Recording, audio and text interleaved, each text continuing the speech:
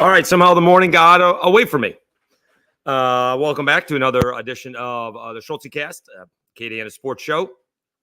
I was up and about, and I guess I dilly-dallied a little bit too much. All right. I mean, how about the perfect weather for this weekend, and all of a sudden we're getting some much-needed rain? I mean, outstanding weekend for the Southern Miss Series, outstanding weekend for Festival, and we are getting some thunderstorms, and it may take a little bit, although it does seem to be coming down pretty good, but I'm not sure how quickly those thunderstorms are going to get out of here. I'm going to be running around all day. I'm not sure how that's going to go, and I need a new windshield wiper. Not great. All right, please hit the subscribe button. Sunbelt, Locked On Sunbelt got 1,200 subs over the weekend. Really appreciative. We can still try and do the more spring football. Desmo probably not coming on until next week. We're still going to follow up with the coaches that I've gotten 5. Desmo would make 6. I'm not sure if I'm going to get Bob Chesney or Jared Parker. We just got them. But I'll probably get Major Applewhite. So he'll want to come on. Plus, they lost. South Alabama lost some costly transfers afterwards. And we'll see where the Cajuns are in the transfer portal following the spring game. I'm sure there's going to be some people who leave. We'll see where they end up going. All right. Cajuns take down Southern Miss. What a series that was. Now, I missed the first 2 ball games. I was in Lake Charles doing Louisiana high school softball championships. And so I heard Kyle DeBarge's 3-run home run. Like, why are we pitching to Kyle DeBarge? So he takes a 3-run home run. And I'll admit it, Jay Walker said, why are we pitching to Kyle DeBarge? I was listening on the radio, and they get busted for it. And he hits a 3-run home run. Then they do it again on Saturday, pitching to Kyle DeBarge. What are we doing? Now, in Southern Miss's defense, that was a seeing eye single back up the middle. I mean, it barely got past the shortstop. 1 run would have scored, but if he smothers it, 2 runs don't. But the Cajuns didn't get that done. And I think an interesting – hear that thunder? I think an interesting point is, LP Langevin is as good as pitcher as I've seen in the Sun Belt this year. Period. End of story. He is, for the most part, untouchable. And he wasn't on Saturday. Now, he nicked a guy, and he gave up a base hit line drive back up the middle of the 9-hole hitter. So you have to wonder, do you keep on doing that because he's not successful with it the first time? Or you keep on bringing him back out there. If you do get 7 or 8, can he go 2 days in a row? Because somewhere along the way, he's going to have to do conference tournament, regional. He's going to have to go back to back. So that could be a thing. All right. You do have to get Fluno going again. Carson went from 7 no-hit innings to pitching 3 1/3 in his last 2 starts. He hit a couple of guys. They came around to score, but that was it. Deggs said, interestingly enough, he said, with Fluno, you just know. All right. Holzhammer didn't pitch well. McGehee did. McGehee pitched okay, right? Cajuns had a shot to run rule, and then it got a little shaky. Like, were they trying to hit Kyle DeBarge? It was a breaking ball. You could clearly see it was a breaking ball on a replay, and it was thrown behind DeBarge. Then they walked him. Base was loaded, and I only got the 1 run home. Cajuns did, again, I'm maybe a little pickier than others. Cajuns had some running meltdowns. Base running meltdowns. Like 3 guys were thrown out at third base yesterday. 3. Now, one time, Jose Torres on a throw home, he drove home a couple of runs. On a throw home, he took second. And if he was out, I wouldn't have cared. There was 2 outs. Try to get in a scoring position. That's different than making the final out at third base. Like DeBarge made the final out at third base. Like, why are we going from second to third? Not the final out, but why are we going from second to third with a ground ball to the left side of the infield? And I'll be honest with you, I thought Juhas was safe because he tagged him on the leg and he's standing on the base. All right. And then was it Pastor? Somebody else got in there And what is the rule? As somebody who's watched a bunch of baseball, worked in baseball, I'm not sure he tagged him with the glove. I think the third baseman hit him on the shoulder with his arm, and I don't think the glove touched the runner. Having said that, they made 3 base running boo-boos yesterday, and we're still wondering about this pitching, right? I mean, thank goodness the bats came alive yesterday because, they still give up 7 runs on 14 base hits. That's not great, Bob, right? I mean, they were, and so now we go back a couple of series, right? They pitched well Friday and Saturday, didn't pitch well Sunday. But we go back to the Coastal Series, and like, oh, that wasn't great either way.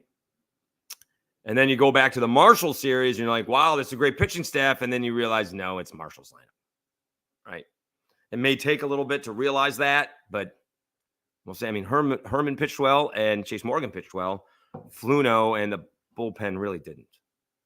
And that's where this Cajuns team is gonna win. It's got to be the pitching. As far as DeBarge goes, he's got to be. Is he the Sun Belt Player of the Year? Surprisingly, the Cajuns have not had many. They've had 2. They've had many more Players of the Year than, or many more Pitchers of the Year than Players of the Year. They've only had 2, and I think it was 14 and 15. It was downloading it. It was Conrad and Trahan were back-to-back Players of the Year. And I'm pretty sure that's the only 2 that they've had. But they've had 6 Pitchers of the Year. Carson Baranek was a Sun Belt Pitcher of the Year, like the Saturday starter, right? He got all the run support that Austin Robichaux did not. So let's check out the standings, or not. Let's check out the stats. Can we check out the stats? Let's see if they're updated this morning. Let's see if they're updated this morning. Cajuns, have they played 46 ball games? I think they have, right? Let's see here. Cajuns they have played they're 33 and 13. All right, so they've played 46 ball games. So these numbers are up to date, okay? Dalton McIntyre leads the league in hitting, 383. Got 59 hits, 27 runs. Sam Antonacci from Coastal has had a great season. Yeah, 381, 61 hits, 66 runs. He's driven in 34. All right. He leads off. Banks Tolley, which is a great name, from App State, 376. He's got 64 hits. He's got 18 home runs, 54 driven in. So someone the Cajuns didn't see this year. And so he's got to be in that list, right? Fenwick Trimble, another great name from James Madison, someone else the Cajuns haven't seen. 371, 10 home runs, 44 driven in. All right. Trey LaFleur's average is up, but that's been going in the other direction. DeBarge is at 351. All right. So he's 13th in the league in hitting, but he's tied. Well, Austin St. Laurent actually has 1 more base hit than he does. He's up to 67. All right. St. Laurent having a great season as well. He's got 11 home runs and 48 driven in, and he scored 60 runs. DeBarge, he's got 15 home runs, 50 RBI, and 46 runs scored. So he's going to, as it turns out, there's a lot of competition, right? I mean, if you're doing it from the, baseball's different than the other teams because one guy does not matter all that much, usually, although it did this weekend. Banks Tolley is going to be tough to beat. 376, 18 bombs, 54 runs batted in, top 5 in hits. That's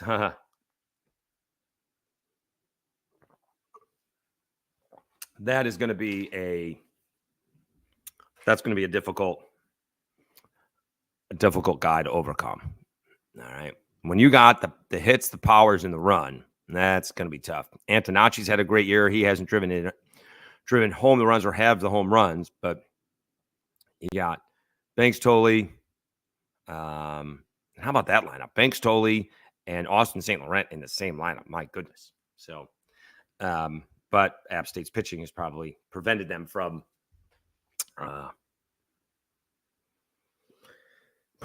doing better in the Sun Belt. Also, yesterday, boy, how about Coastal getting swept by Troy? That sets up a huge series this weekend. No midweek games. Finals this week. Kyle DeBarge even said he had a couple of finals earlier, so he's only got like 2 finals this week. And for guys like John Taylor, Jose Torres, and Kyle DeBarge that have seemed to play every single game, like Amed's had a break, Pastor's had a break, Stelly's been in and out of the lineup. Higgs didn't play yesterday. Well, he came in late, right? Mandino and Josh Alexander, in and out of the lineup. But basically, DeBarge, Torres, and Taylor have almost seemed to play every single inning of every single game. Somewhere along the way, you'd like to get them a break, and they're not going to, so this is their break. Checking out where the Cajuns are RPI-wise, they are back up to 51. Oddly enough, the Cajuns took 2 out of 3 from Southern Miss, and Southern Miss is still ahead of the Cajuns, 46-51. However, that ends up being, for the time being, better for the Cajuns because now it's a quad two wins instead of quad 3 wins. The thing that's killing the Cajuns is that loss to Houston Christian, just killing them, right? The Cajuns would probably be a top 40 club, right? They'd be a top 40 club. They'd be looking mid-30s, and that's where I was hoping they would be. If they can be 35-ish and win the Sun Belt Conference, I think they're in and not having to worry about the Sun Belt Conference tournament. Now, this has changed multiple times. I don't know why it changes on a regular basis, but let's see where we are now. They have the Cajuns predicted. Warren Nolan has them predicted 40-16. So that's going 7-3. That's basically winning all the series, all right, with an RPI of 43. And then I'm nervous.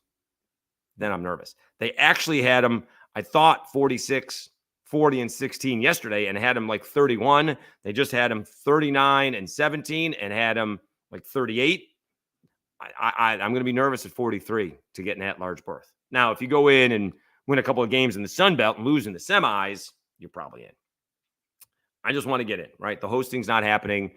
They did not schedule themselves to host. They have continues to be an awful schedule, non-conference schedule, 123 in the nation. Strength of schedule is 85. Non-conference RPI is 93. It has not been good. They are up to 4-5 in quadrant 1 wins. So who would that be? Coastal is 1 win. Is La Tech a quad 1 win? Let me see. I think Coastal or La Tech is a quad 1 win. Where'd it go? RPI. Because quad 1 wins away is 1-60. So La Tech is a quad 1 win. Oh, they have 2 over Southern Miss. So that's 3 quad 1 wins. And where is the 4th? Oh, Coastal. All right, there you go. So Coastal, La Tech, and Southern Miss. Or no, I'm sorry. That's not right. Southern Miss is not a quad because that was at home. So La Tech on the road is a quad 1 win. Coastal on the road is a quad 1 win. Were there other wins?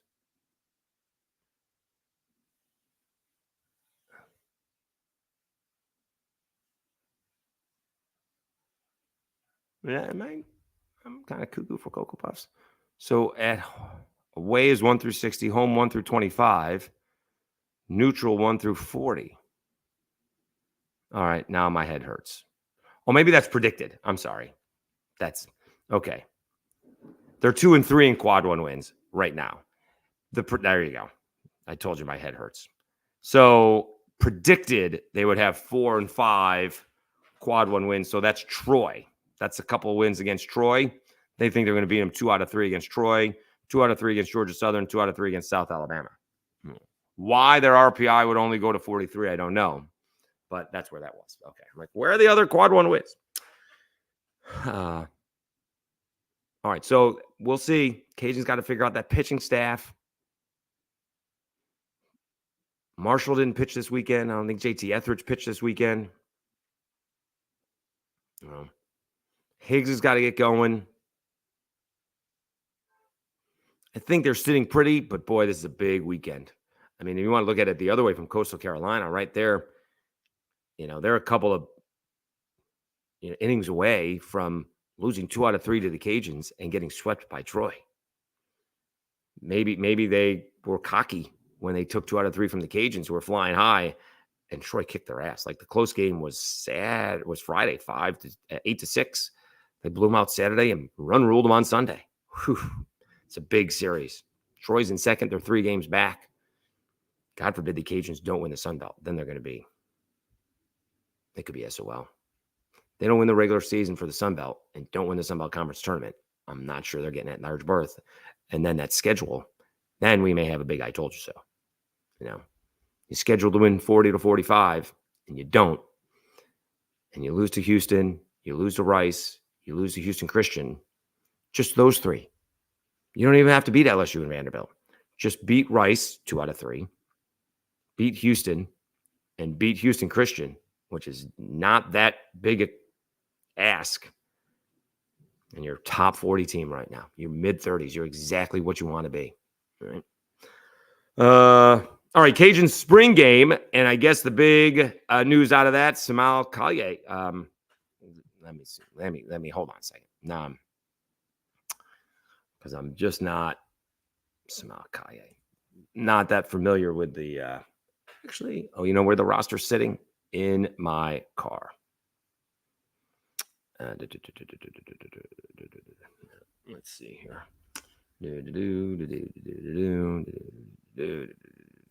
So I did make it back barely, by the way, from the Louisiana high school softball championships.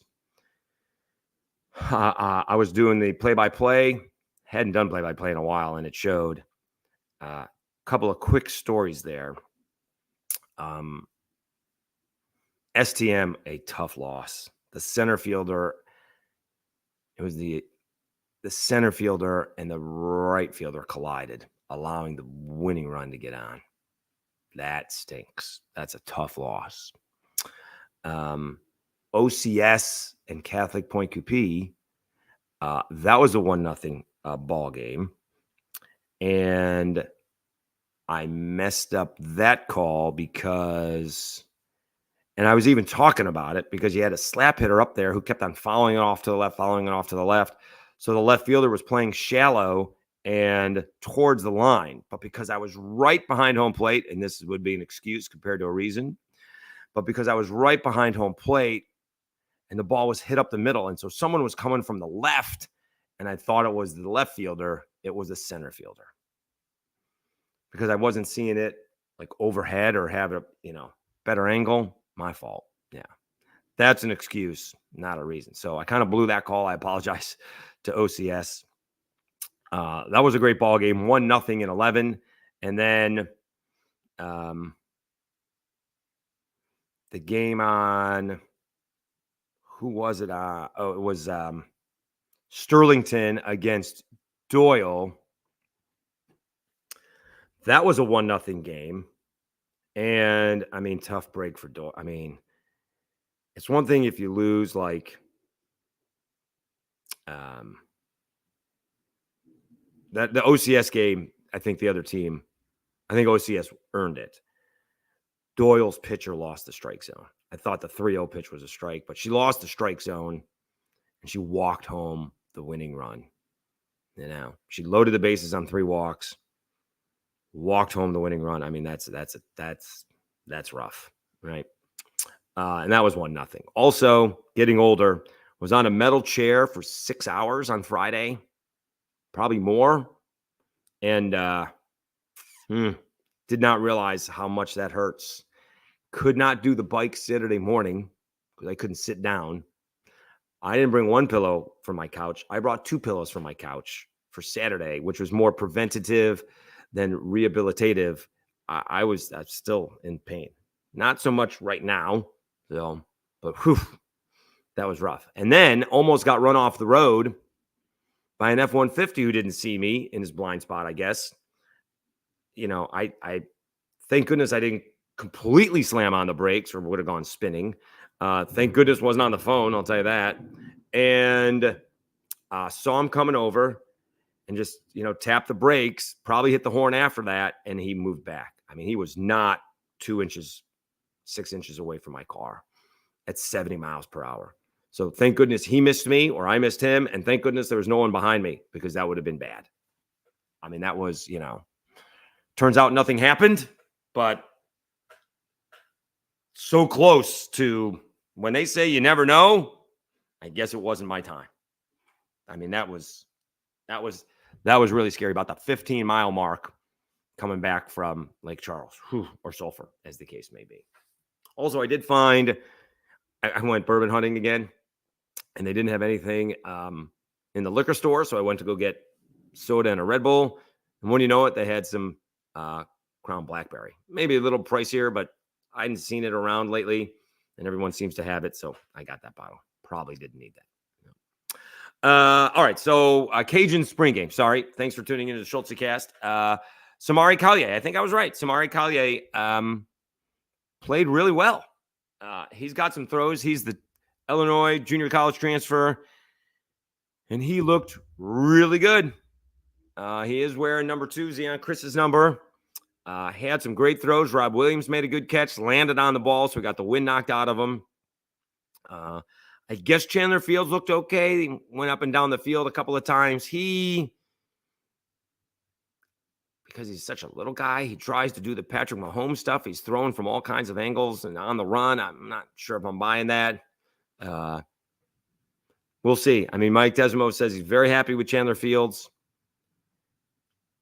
We'll see about Ben Wooldridge. Certainly, if you're Chandler Fields, you got to think you're going to be the starting quarterback going into camp. All right. I'm not even sure if Ben Wooldridge is going to be healthy for camp. And certainly, if I'm Mike Desimo and Chandler Fields, unfortunately, based on history, I don't think Ben Wooldridge is going to stay healthy. So we're going to have, Mike Desimo knows I got to have 3 quarterbacks ready. I've always been a coach for 2 years here, and I've played 3 quarterbacks, started 3 last year.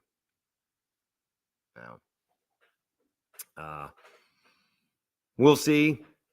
Defense is all new. I think the offense kind of had control on Saturday. Again, Fields looked good. Collier was really the story. They did have one backup tight end go down, but we were told that wasn't any big deal. So no major injuries, which is really all that matters. A couple of the offensive linemen were already out with, I'd say, slightly more than minor injuries, but nothing that's going to keep them out of camp moving forward. I did try to ask Mike Desimo what phase the team is in now, and it kind of went because that was a Napier thing. But I got a good answer out of it, right? He really wants, they're not getting him until June, I guess. He said 3 weeks, but it's really June. He's like, if you really want to get better, if you really want to get into this, you guys got to come in here and work on your own, right? This is not the time, take a little bit of time off, right? Get the body rested, right? You got finals this week, but just because we're not here and just because, we're not having set practices, you still got to come in here and try to get better. And if you don't do that, we're never going to take it to the next level. We're never going to take it to the next level. So that was Desimo's message. I think it's a good message. And even behind the scenes, Mike is like, this has got to be the year. He's very well aware that this is the year he's got to win. They got to win. Now, where are we Sunbelt wise, with the competition? You always hear, well, it's about us. Well, kind of a little bit about the other side, right? So we don't know what Troy's going to be like. Gunnar Watson is finally gone, I think. And obviously John Summerall's gone. Jared Parker has taken over. So we don't know what Troy's going to be like. And they've lost a lot of guys. South Alabama, breaking a new quarterback. We don't know who their quarterback is going to be. That's not great. We do know Arkansas State's quarterback. All right, Jalen Raynor. Southern Miss, we think we know who their quarterback is, but we're not sure. And ULM is bringing in like 60 different players. So that's very much up in the air. I have a feeling ULM will be tougher. I'm not sure how many they're going to win, but I got a feeling the way Bryant Vincent is talking, right? If you beat us, you're going to know you felt it, right? Type of deal. Having said all that, I mean, Texas State is going to be the clear favorite heading into the fall with Jordan McLeod over there in that offense. And we'll see if the defense gets any better. But I'm not sure why Louisiana wouldn't be, coming in second. Mostly because of the quarterback. Because we know what Chandler Fields is or can be. Although Mike Desimo still says, interestingly enough, and he's got the statistics. I'd love to see what the statistics are. They still run the football. He's like, when we run the football 30 or more times for 185 yards, we win like 95, if he didn't say 99% of the time. Does not matter how many passing yards we have. We have lost with little passing yards. We've lost with a lot of passing yards. There's no correlation to the passing yards. When we run the ball effectively, we win. And that's two things, right? So you're running the ball at the end of the game. That's A. And B, you're running the ball to set up the pass. And that's what he said. Everything we do off the passing game comes off the running game. Now, I'd love to see those statistics. Really would love to see those statistics. So, again, I would think the Cajuns, I would put in preseason number 2. All right. Also in that list of we have to win is Will Hall. He's come out and said it. I'm not sure Mike has said it publicly, but Will Hall has been very adamant about it. It's year 4. I know, my coaches know, it is time to win. And unfortunately, they're breaking in a new quarterback, probably, at least to them. Rodemaker, not new overall, but new to Southern Miss. All right, it is a Schultzycast. Got a busy day today. We're doing this. I got an unemployment appointment. I got a haircut. And then, although the hair looks good. The hair looks good when it's done, right? The hair looks good with the product. Once the product stops working, you sort of look like a chia pet. So, and then after the haircut, we'll end up with the presser, the Cajuns presser. We will also, what else do we have? We also may have, again, we got a couple of things working. And so when we know something definitively, all right, there's something in town and there's something out of town. I'm not sure if I actually have a preference. The out of town one is full time. The in town one is contractual. But we have what I call Pen Day coming tomorrow, the Lead a Job Fair. So I'll attend that. Maybe just looking for something part-time because the other one actually pays pretty well, but it is contractual. So I need a part-time gig, but it's Pen Day. I don't buy pens. There's no reason to buy pens. I lose all my pens. The pens are never with me. I have more than enough pens, but I also found out that these people who go to job fairs, the less they have to clean up, the better. So I'll do a couple things. I can't eat it tomorrow. Tomorrow's the last day of Passover. So I'll go get a bunch of little candies and a bunch of pens and not even care how much I take. Not at all. I mean, getting a job would be nice, but really the pens thing is, also if it is a part-time gig, one of those things where whatever work I'm doing just kind of stays in the office or wherever it is, that I don't have to take it home with me, right? I don't have to worry about whatever, right? Part-time, leave it at the work, working in the afternoons, 20, 25 hours a week, something like that. That'd be fine. So we'll do the Lead a Job Fair. So a lot going on early this week, and we should find something out one way or the other. Oh, what we didn't list on the things, because there's just a ton to do. And I was really late getting on. How about the voodoo? The voodoo, what is it for? A couple things. First of all, there are more people than I thought were there. I don't think it was 1,000, but it looked like about 500. All right. But I mean, what a fly-by-night operation, right? The Philadelphia team, they had some other team come in, some ragtag team come in from Dallas, I guess. The kicker for Philadelphia and a couple other players went to the airport, and nobody was there, so they went home. I mean, I still don't understand why people are going to go watch indoor football in April and May, when outside of right now, it's the best weather of the year, right? Like right now, March, April, May is the best weather of the year around here. We hit Memorial Day around here, and I don't mind it because we're losing weight walking to our cars, but I don't know why we're playing indoor football spring and early and late spring. It doesn't make any sense. But they had more people there than I expected. We'll see what happens moving forward. I asked to buy a cap, and so far someone said you have to Venmo the coach. Well, A, that's not going to happen unless he's standing right there and he hands me the cap. And B, if I'm Venmoing the coach, I damn well want a helmet. That's where we are now.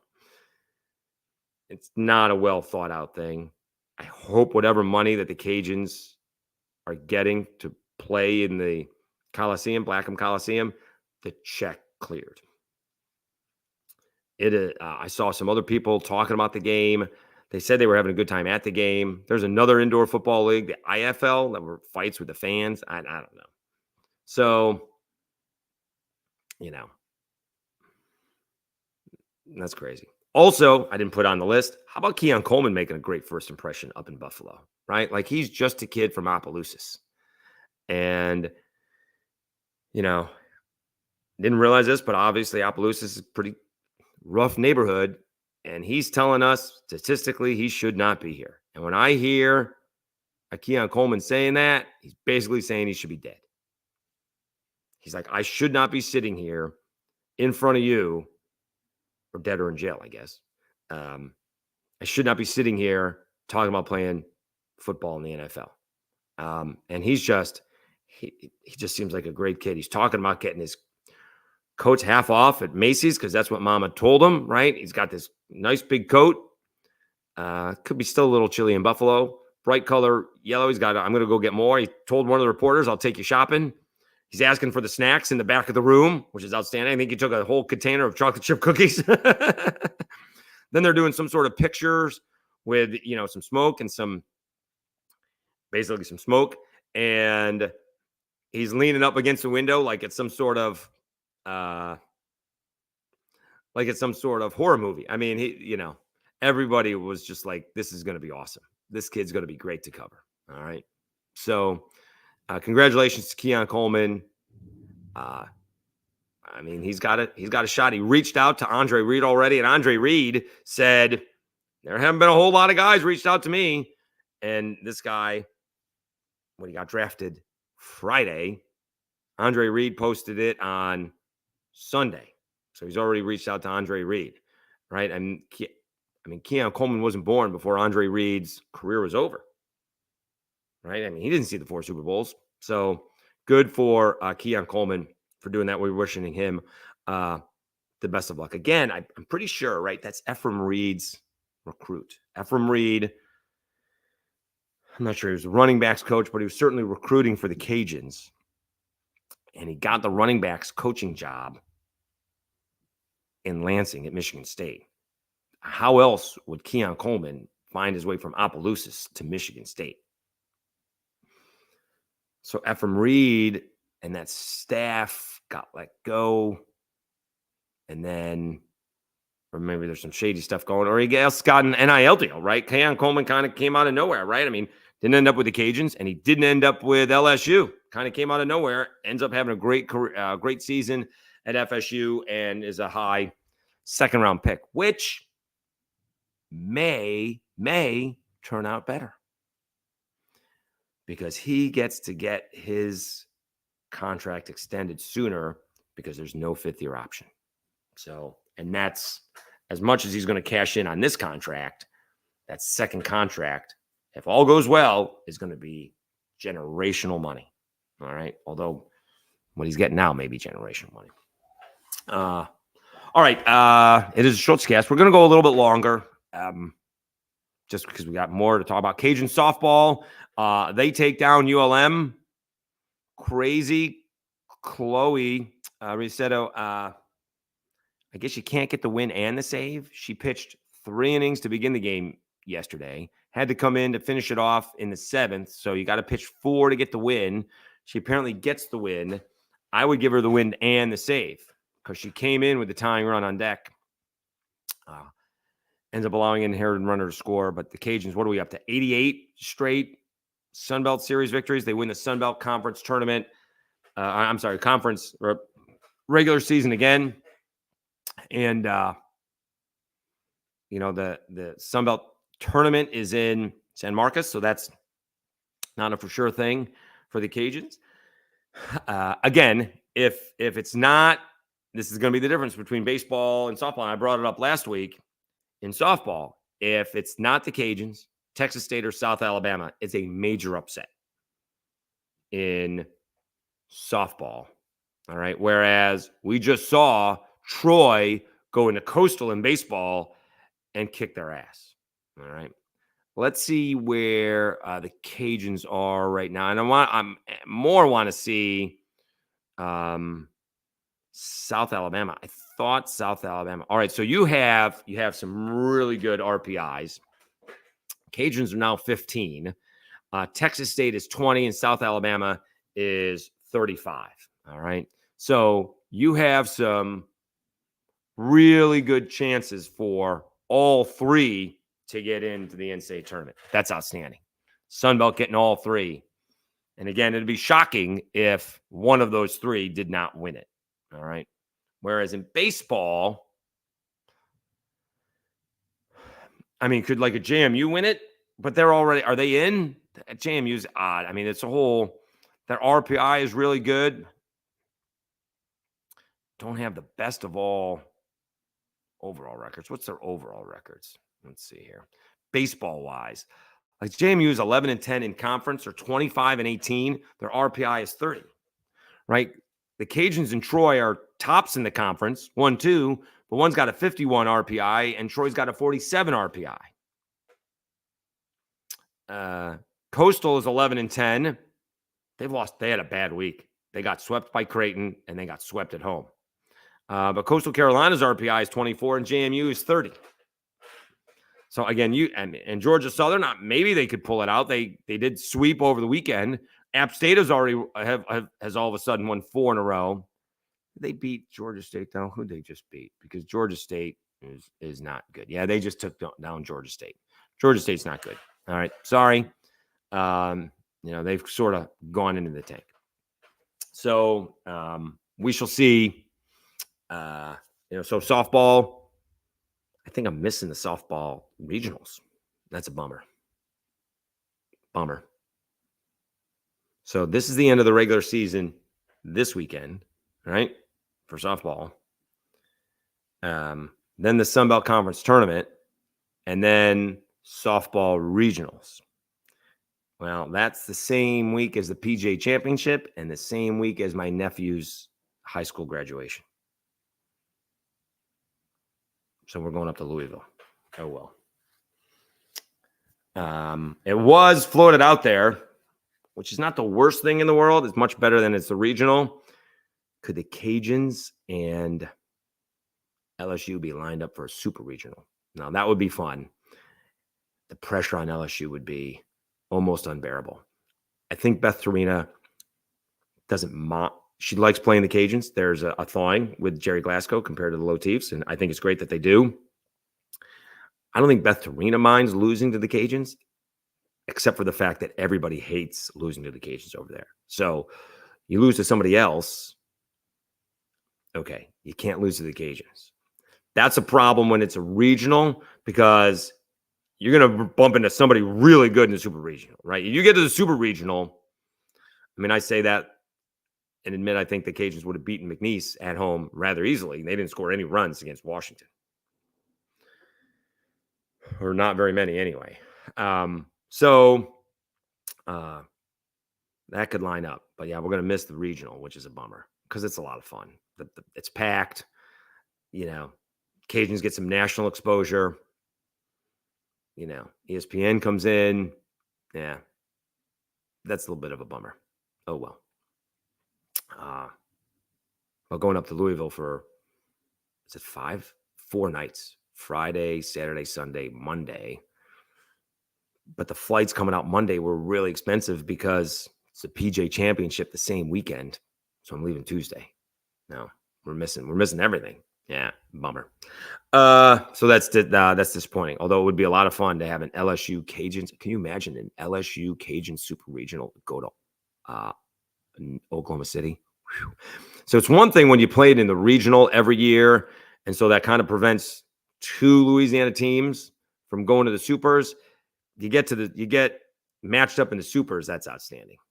That would be a lot of fun.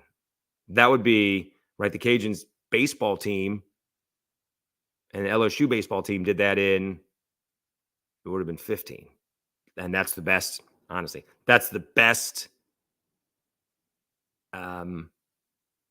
event I have attended. I went to the NFC Championship game where they lost.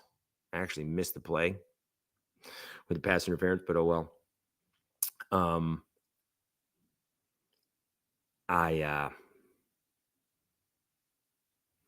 Yeah, that's the best. That's the best. It wasn't the super regionals at Cajun Field at the Teague, which was awesome. But I've been to other super regionals at the box, and they're like 2 or 3 deep on the concourse. I mean, it was like 8 to 10 deep on the concourse. I don't think there's been anything better than that. So an LSU Cajun softball super regional would be spectacular. All right. Also, by the way, Nate Thomas for the Cajuns got drafted 7th round to the Cowboys. So congratulations to him. We had about 6 Sunbelt guys taken. Rasheen Ali and Kamani Vidal were taken. Javon Solomon from Troy was taken. A couple other guys. Jalen Green from JMU was not drafted. That was crazy. Frank Gore Jr. was not drafted. He's in Buffalo with Keon Coleman. John Trey Parker. I get that mixed up.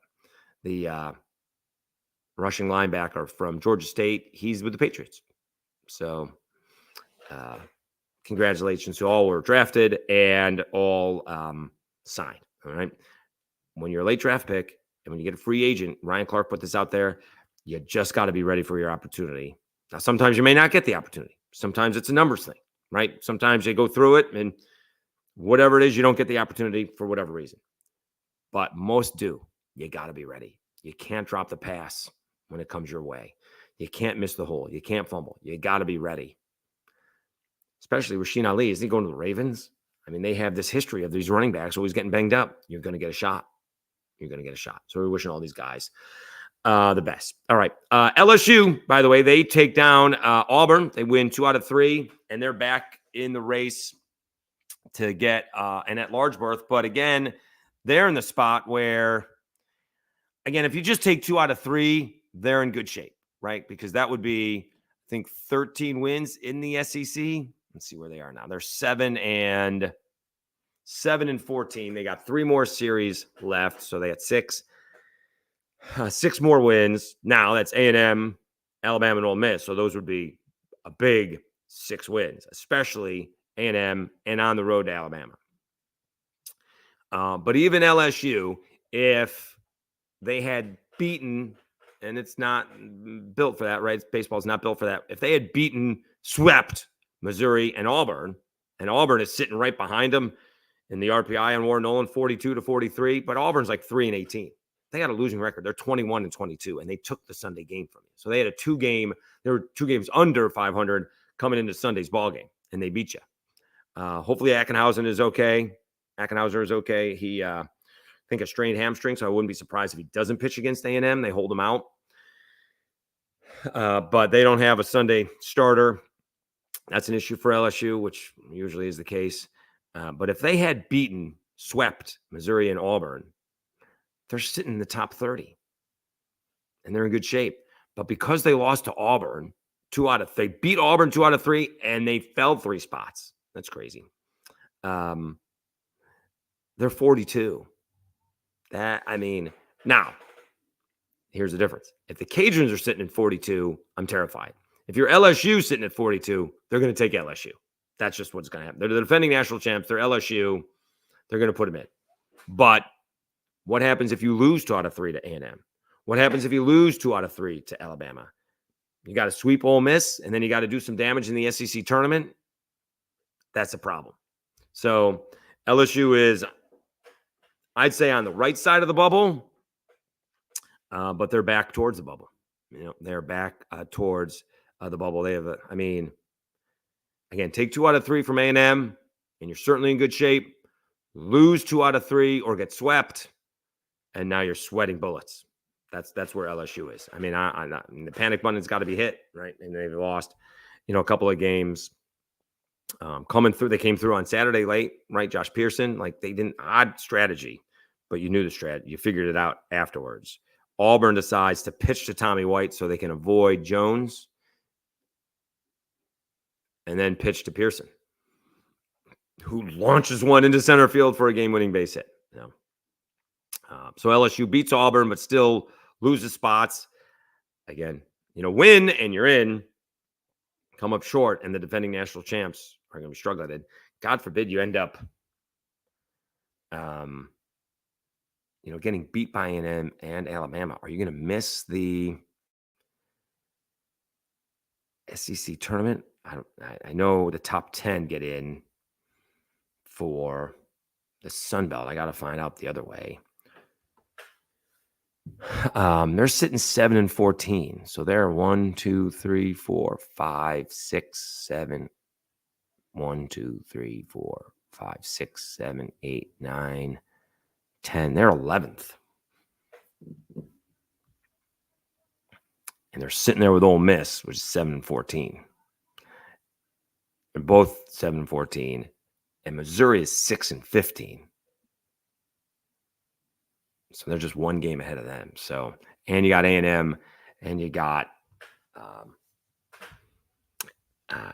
Alabama. So, and at Alabama, which is, I would look at it as an opportunity. You got to see it as an opportunity because, again, if you win, your RPI is going to skyrocket.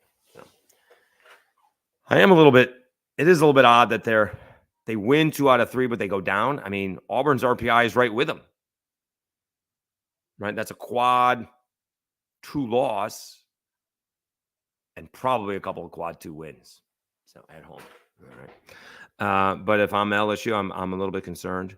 I'm the Cajuns, I'm a little bit concerned, right? You got to go up to Troy. Here's the thing. You can't lose 2 out of 3 to Troy and 2 out of 3 to Georgia Southern.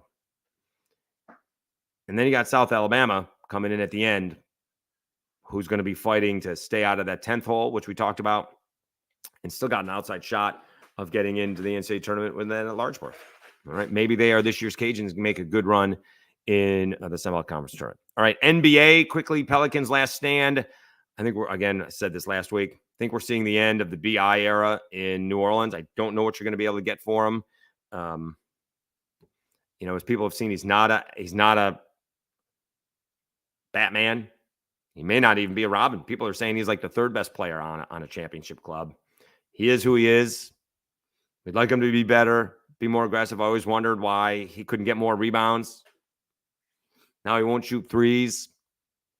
I don't think losing is anyone's fault other than Zion getting hurt. The series kind of has gone the way I thought it would after they lost the first game because OKC, again, young, nerves, expected to win. And then they realize they're just better, and they've blown them out twice. We'll see if the Pelicans show any heart, right? Gerald Barkley not sending him to Cancun, ripping Galveston, trying to rip the Pelicans, and Galveston getting shade. So not great for the Pels. We'll see if they make a move, right? Because, Oklahoma City has been awful, and now they're the number 1 seed. San Antonio is probably going to go right past the Pelicans as well. Remember, Memphis is going to get their players back. The window to win is kind of gone because the new guard has all of a sudden taken over. Right? OKC, and you got the new guard taking over, which is still Denver, right? And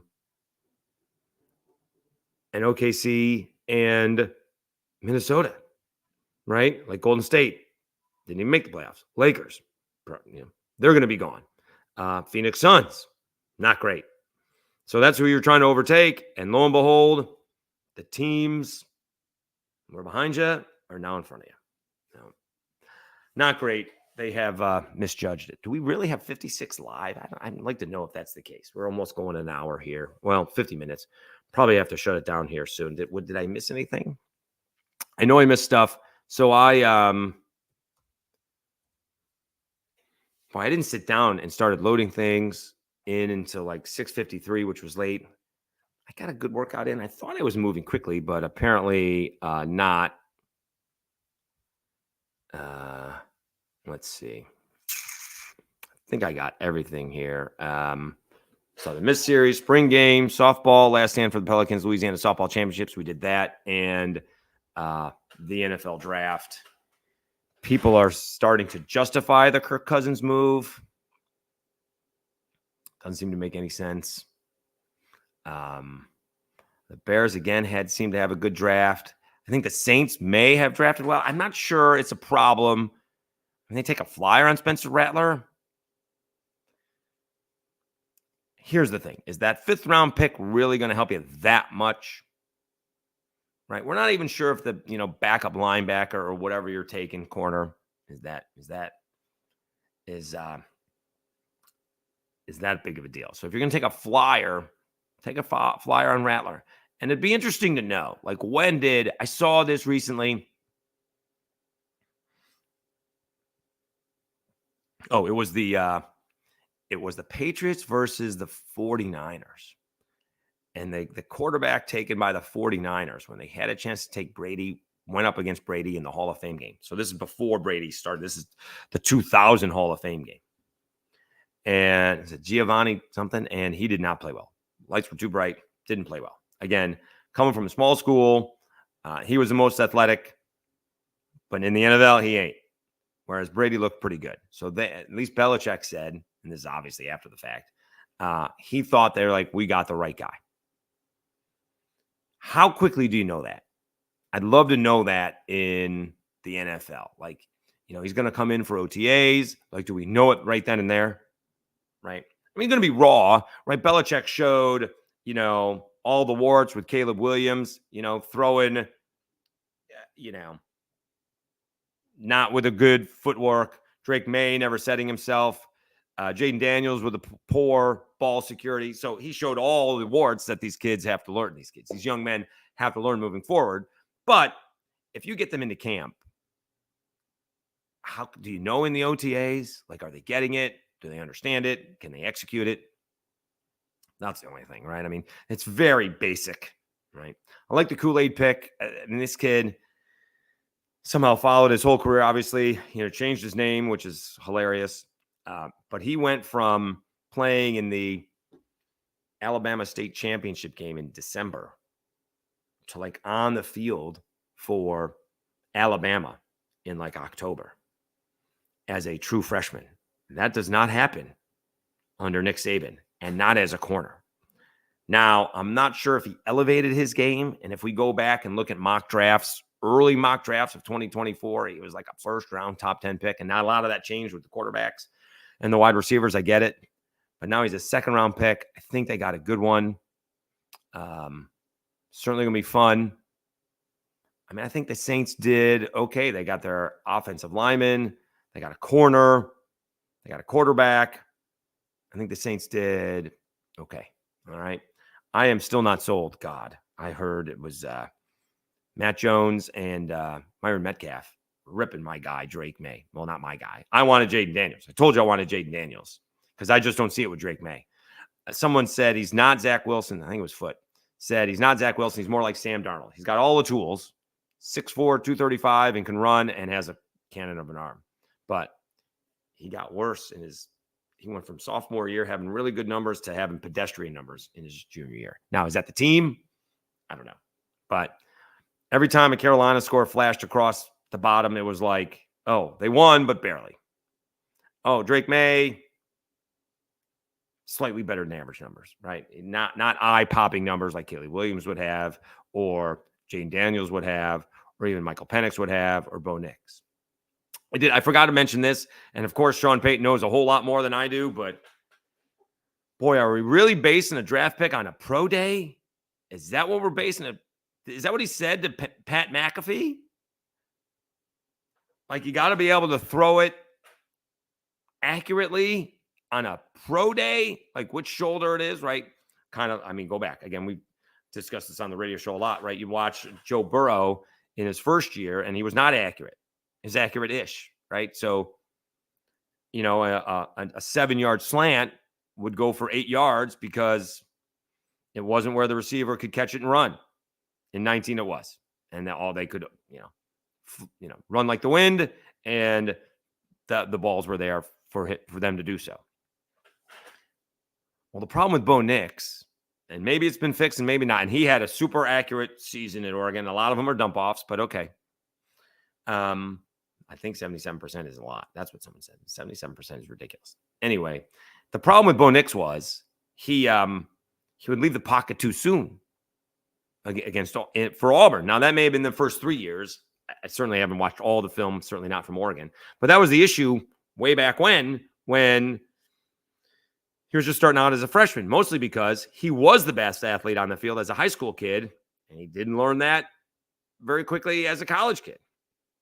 And he would, instead of stepping up in the pocket, he would run away from any kind of pressure, and sometimes there was no pressure. Now, a couple times that worked, LSU, and they're blaming Brian Harsin on Bo Nix leaving. Is that what we're doing? All right, so Bo Nix committed to Gus Malzahn, and they fired Gus Malzahn. They brought in Brian Harsin, and I get, he would have been there he played for Gus for 2 years because Gus got fired in the COVID year, so that would have been 20. Then he broke his ankle. I'm not sure that's fair. So they brought in a new coach, and he played for him for a year, and then he moved on, right? It certainly worked out for Bo Nix, and I'm not sure it's worked out for Brian Harsin. Oh, well. I'm not sure it's Brian Harsin's fault, per se, right? Also, I'm not buying the whole, Bo Nix, I guess, is the all-time leader in quarterback starts in college football, like 61. Is that how many started?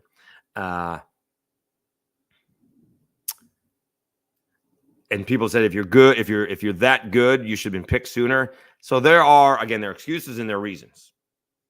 There was a good reason. He broke his ankle. He did not have a good junior. He was having an okay junior year, but then he broke his ankle. So he's not going to get drafted. He goes to Oregon. Now, he could have come out of Oregon in his senior year, but he decided to come back because maybe he was getting end of first round, second round draft grades. Certainly worked out. He's a 12th pick in the draft.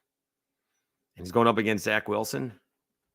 I would think it would be a mistake for Sean Payton to put Bo Nix in too fast.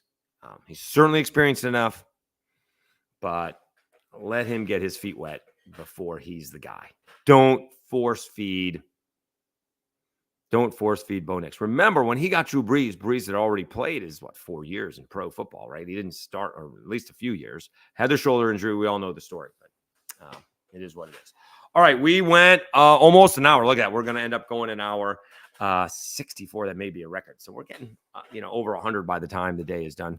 Again, I got to figure out, is that everybody watching at the same time or just it's built? So Appreciate it. We do this every morning, at least attempting to do at 6:55. We were a little bit late this morning. But appreciate everybody who's tuning in. Please like and smash the I think that's almost one thing. The subscribe button and the like button and share it. Haven't been able to grow the subscribers. We've sort of stuck at 107, 108 on YouTube. Maybe I need to do a better job with social media with that. It will be up momentarily on Apple and Spotify. We're growing audience there. I think I missed to do it on Friday, but I think I came back and posted it on Saturday. So we'll post it right now. Please drive safe as thunderstorms. Did the thunderstorms go through? Sounds like it stopped. It didn't seem like the rain was going to stop for a minute. Let's see. It kind of looked like the border of the we've gone through the first round of thunderstorms. Seems to have, not yet. Not totally. We're going to get a second batch here coming through. So it's going to be raining most of the morning. Drive safe. It'll clear up by the afternoon. But again, thank you so much for tuning in. We will have a video of Matt Deggs and Jerry Glasgow coming up later today. Well, we just asked Deggs everything. It's funny. You have a homestand. It's one thing when you do on a road trip, but it's another thing. We just had him. I'm not sure what new is going to bring him up unless we ask him, because this will be the only time. There's no midweek game. So this is the only time we get him. Is he sticking with Carson Fluno for Sunday? So we'll see. He absolutely has options. Marshall's pitched well, although not this week or last week. JT Etheridge could do it. We'll see. We shall see. All right. 65. Look at that. All right. Thanks very much. I have not, by the way, today is the last day of Passover. And I very oddly, because I can't eat certain things, I just decided to pig out on the things I could eat. So I've eaten more of the stuff that I can eat compared to when it's a free-for-all. I was doing a good job of cutting back. But I'd only put on a couple of pounds, which is good, because I thought I'd put on like 10. And so we'll see. We'll see if I'm motivated to get on the bike today. I don't know if that's going to be a case. See if my tush can handle it. And we'll weigh in tomorrow. If I could be the same 210 I was before Passover, we'll be very happy. Thought I was going to lose weight, but that's not going to happen. See if I can beat 210 and then 205 by the time we go to Louisville. Is that a full? That's almost a full 3 weeks, right? Or no? Yeah, almost a full. It's yeah. So today's Monday. We're not Monday the 29th. I'm not leaving until Friday the 17th. So it'd be 205. That'd be down 25 pounds in 3 months. April, March, April, May. In 3 months. Yeah, that's pretty good. That's pretty good. All right. Again, thanks very much for tuning in. Have a great day, everybody. Drive safe, and we will talk to you again tomorrow morning.